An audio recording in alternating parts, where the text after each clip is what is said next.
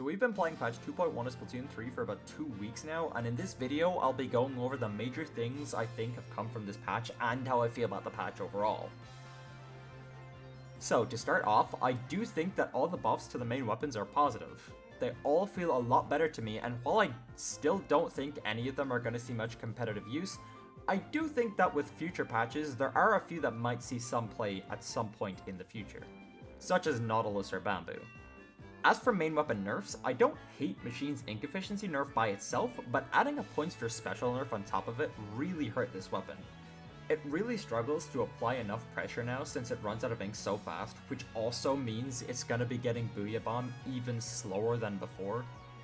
I still think Machine will be one of the better weapons in the game, but it almost definitely won't be used as much.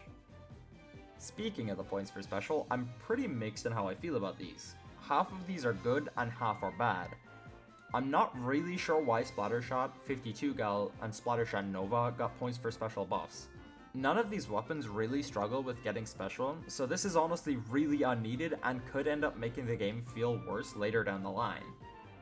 As for positive points for special changes, 96, Pro, Dualies, Custom Junior, and Wiper are all positive changes in my opinion. Making Dualies an alternative crab tank option is a great move, and while Pro likely won't ever be a viable crab tank option, if future patches work to make Angle Shooter better, then we could see some use of Pro, maybe in lower levels.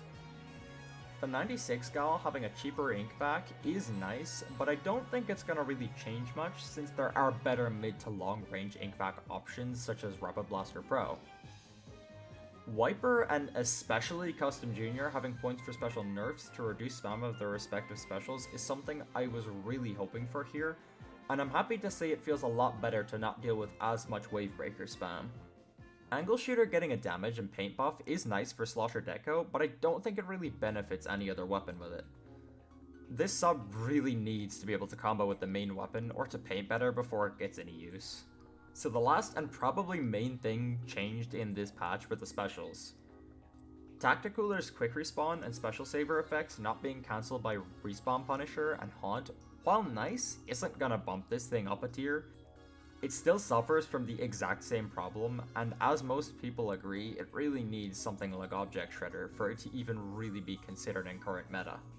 Reef Slider getting more frames of invincibility is nice for it, but the end lag is still way too long for me to consider it good. I think this is a case where the special really needs more utility and options for it to be good. I'd love the ability to super jump with it, or to give it a drop roller effect at the end. Triple Ink Strike actually did get a really good buff with this patch, with more damage and a bigger hitbox.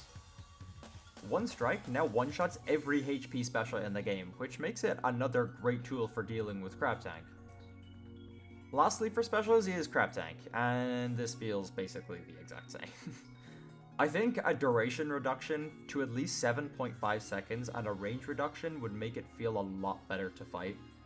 Right now, Crab Tank still feels really overpowering, especially on certain narrower maps. So, for the most part, I do think this patch has had positive changes to the game.